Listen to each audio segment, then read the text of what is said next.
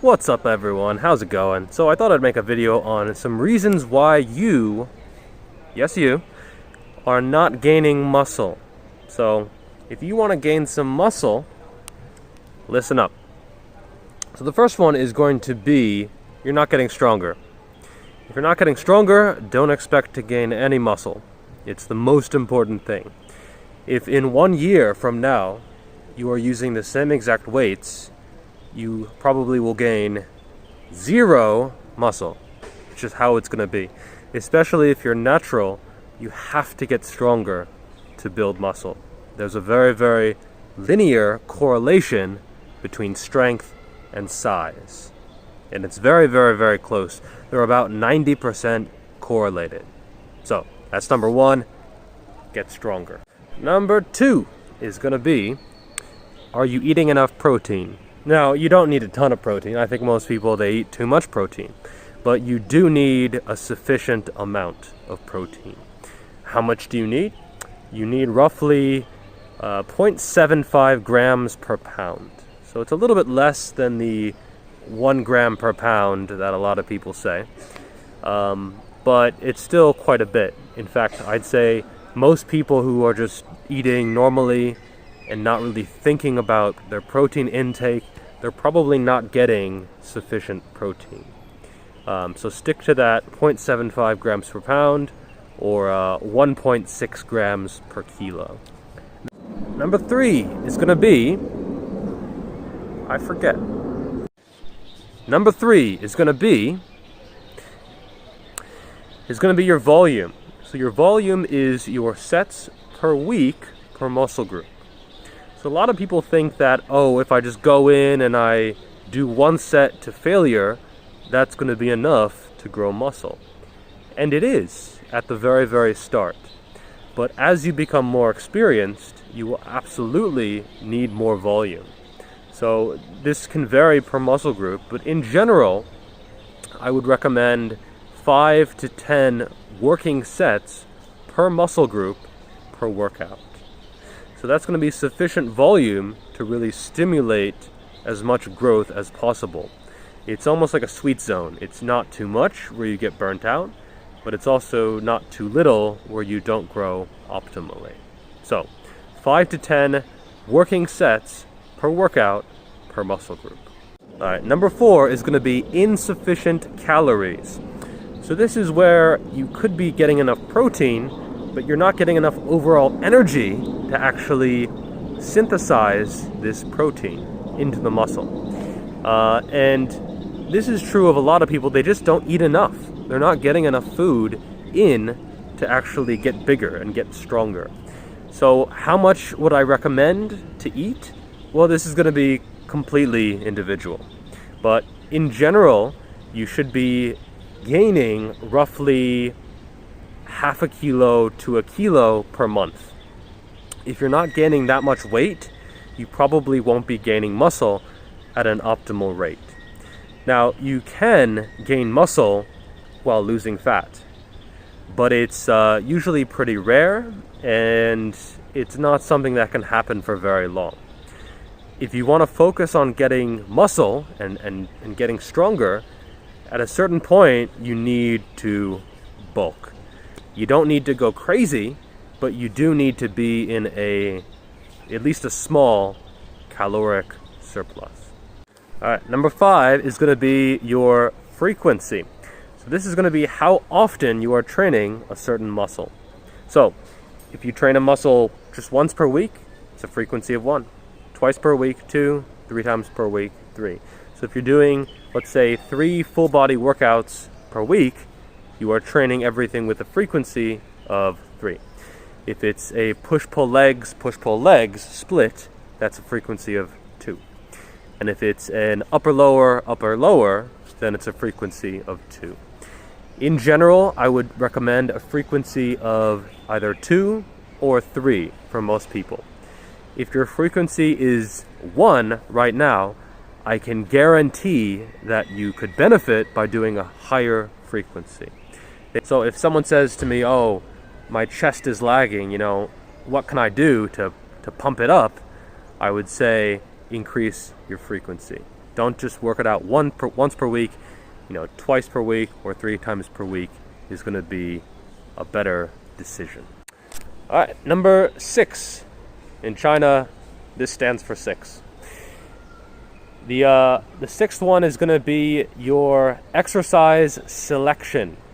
So I see a lot of people, they're using a lot of machines in their training, and that can be okay, but you want to use machines as a supplement towards free weights. For most people, they'll get better results from free weights, from these big basic movements. So what movements? Deadlift, squat, bench press. Those are going to be the power lifts, and those are going to be a solid base to any program.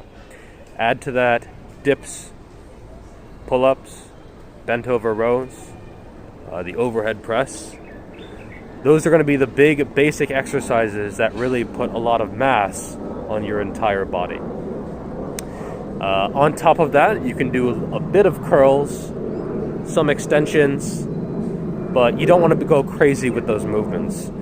In fact, the best arm movements are usually compound movements. So if you're doing a lot of machines, if you're doing a lot of like flies or isolation movements, I'm not saying you're wasting your time. I'm just saying that your time could be spent in a better way by using these big compound movements. All right, number 7 is going to be your intensity. So typically in the scientific literature, intensity isn't like, push it, baby. It's actually just the percentage of 1 rep max. So it's how heavy that you're going. Now, this sort of goes both ways. Some people, they go too heavy. Other people, they go too light. I would say the ideal range is going to be 60 to 80%. A mosquito is biting me. I'm sorry. Hiya. So 60 to 80% is going to be your ideal range for building muscle. This is heavy enough where you stimulate the muscle, but it's not too heavy where you might get some joint pain or you might feel some negative effects from overstimulating the central nervous system. So this is going to be your ideal range, 60 to 80%. Now, you can build muscle at 50% or even 40% or 30%, but it's so terrible, honestly. Have you ever taken a set with 30% of your 1 rep max to failure? It's horrible. It takes like 2 minutes. It's so miserable. Why would you want to do that? Don't do that. And you can build muscle with 85%, with 90%, even, 95%. It's just less efficient. You have to do so many sets to get enough volume that it's just, at some point, it's just a waste of time. Plus, your joints start hurting. You're in the gym for like 2 hours, 3 hours a day. It's just less efficient. So, very light weights, very heavy weights, they both have their time and place, but they're also both less efficient from a muscle building standpoint. So I would say around 70% is going to be what you want to do. All right, number 8 is going to be your RPE. So this is rating of perceived exertion. So this is essentially how close you are going to failure. Now, this is another one that goes both ways. I see a lot of people, they don't work very hard. Just calling it like it is. They avoid failure like the plague. In most sets, they're probably 6 reps away, 8 reps away. They're 10 reps away from failure. They do a set and it just looks like butter. Like it's the easiest thing you've ever seen. And they don't get results because their body doesn't really need to grow. Other people, they're taking like every set to failure. Every set is just until they're shaking and then they fail. They can't go anymore. They can't get any more reps. You need to be in that mid-range. You can train to failure sometimes on some exercises, but you can't do it to failure all the time. On the other hand, if you are never going to failure, if you're never even getting close to failure, you're not going to be successful. You're not going to be able to build muscle. So in general, I would say you should be anywhere from 0 to 5 reps away from failure. And most of your sets should be 1, 2, or 3 reps away from failure. All right, number 9 is going to be your technique. So your technique is important for 2 main reasons. 1, it helps prevent injury. If you're injured, you can't improve. It's just that simple. And number 2, if you have proper technique, it's going to activate the right muscles in the right way. So let's say you're doing a bicep curl. If your bicep curl looks like this, you're probably 1, going to tear your bicep eventually. And number 2, you're not really using your bicep. You're using everything except your bicep. You're using your lower back, your glutes, your quads, your upper back, your core, your shoulders, your chest. You're using every muscle except what you think you're developing. So obviously this is going to have a big negative effect, or perhaps just no effect, on your biceps. Instead, if you use stricter form and you are actually working the muscle that you want to, you're going to get better results. So technique, vital. And finally, I saved the least exciting for last, your sleep. If you're not sleeping enough, you're going to make 0 gains, nothing.